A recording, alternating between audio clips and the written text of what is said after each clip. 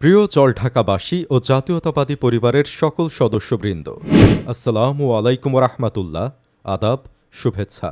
বিশেষ করে জাতীয়তাবাদী আদর্শের প্রতিটি নেতাকর্মী যারা বিএনপিকে ভালোবাসেন, ধানের শীষকে ভালোবাসেন এবং আমাকে ভালোবাসেন, তাদের উদ্দেশ্যে বলছি এবং নীলফামারী ৩ আসনের সাধারণ ভোটারবৃন্দকেও আশ্বস্ত করে বলতে চাই, আপনারা কোনোভাবেই বিচলিত হবেন না। দলীয় হাইকমান্ডের নির্দেশ মোতাবেক আমি এই আসনে নির্বাচনী প্রচারণা কার্যক্রম পরিচালনা করেছি এবং তা এখনও অব্যাহত রয়েছে। এর অর্থ আমি নির্বাচনী মাঠে শতভাগ নিষ্ঠা ও দায়িত্বশীলতার সঙ্গে আমার সংগ্রাম চালিয়ে যাচ্ছি। দল থেকে যে কোনো সময় নীলফামারী ৩ আসনে ধানের শীষের চূড়ান্ত মনোনয়ন ঘোষণা আসতে পারে।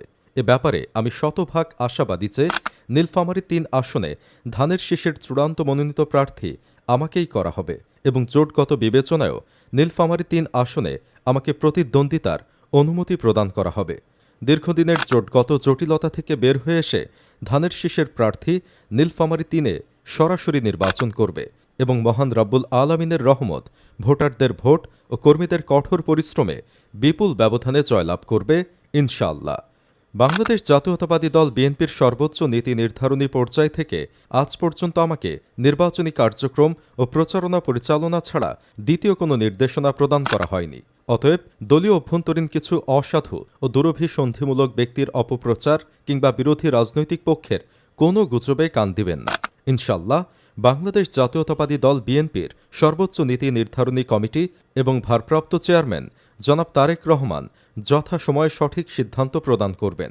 পরিশেষে দলের একজন বিশ্বস্ত ও নিবেদিত কর্মী হিসেবে বলতে চাই, দলের সিদ্ধান্তই আমার কাছে চূড়ান্ত সিদ্ধান্ত। আল্লাহ হাফেজ। বাংলাদেশ জিন্দাবাদ। বাংলাদেশ জাতীয়তাবাদী দল জিন্দাবাদ। আলহাজ সৈয়দ আলী, সম্ভাব্য মনোনীত প্রার্থী, নীলফামারী ৩, জলঢাকা। বাংলাদেশ জাতীয়তাবাদী দল, সদস্য আহ্বায়ক কমিটি, জেলা বিএনপি নীলফামারী। সাবেক সহসভাপতি, জেলা বিএনপি নীলফামারী ও সাবেক 2 বারের নির্বাচিত উপজেলা পরিষদ চেয়ারম্যান, জলঢাকা, নীলফামারী।